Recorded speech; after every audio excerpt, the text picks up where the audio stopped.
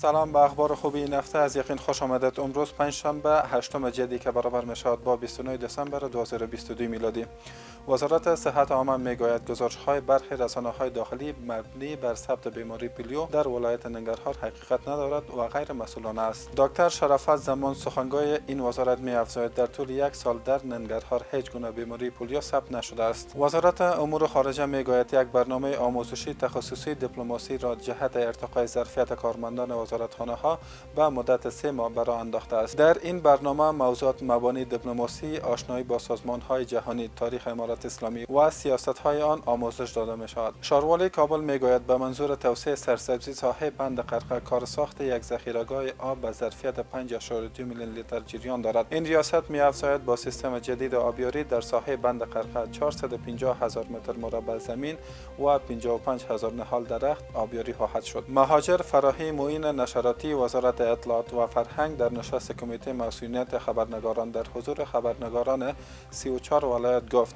امارات اسلامی از خبرنگاران و رسانه‌ها حمایت کامل می‌کند و برای به میان آمدن اصلاحات انتقادهای سالم را می‌پذیرد. وی افزود کمیسیون دسترسی به اطلاعات به ریاست مبدل شده که به زودی تشکیلات آن تکمیل خواهد شد. آقای فراهی میگوید قانون رسانه‌ها ساخته شده و کار روی نهایی شدن آن جریان دارد که به زودی نشر خواهد شد. برای آسیب دیدگان زلزله در ولسوالی برمل پکتیا 38 و پانه از سوی مؤسسه ترک به بهره برداری سپرده شد. مسئولان ریاست مبارزه با حوادث طبیعی پکتیا میگوید این خانه ها به ارزش 500,000 دلار به صورت اساسی ساخته شده است. مسئولان محلی کندهار میگوید 8 تن از جوانان این ولایت در یک پروژه مشترک موفق به ساخت موتر شدند. سازندگان این موتر میگوید پس از 2 سال این موتر به هزینه 4,000 دلار ساخته شده است. آنان از امارات اسلامی میخواهد که از نوآوری‌های جوانان کشور حمایت کند. مارکس پوتزل معاون نماینده ویژه سازمان ملل متحد برای افغانستان از کشورهای غربی خواست که سفارت‌های خود را در کابل بازگشایی کنند.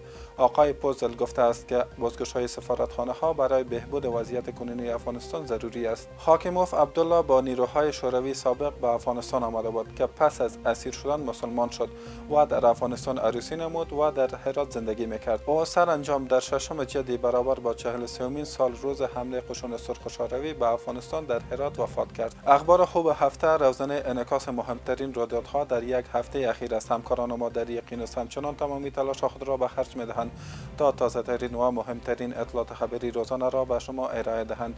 تا شما که بیننده ما هستید در اسرع وقت به رویدادهای داخل و خارج از کشور دسترسی داشته باشید.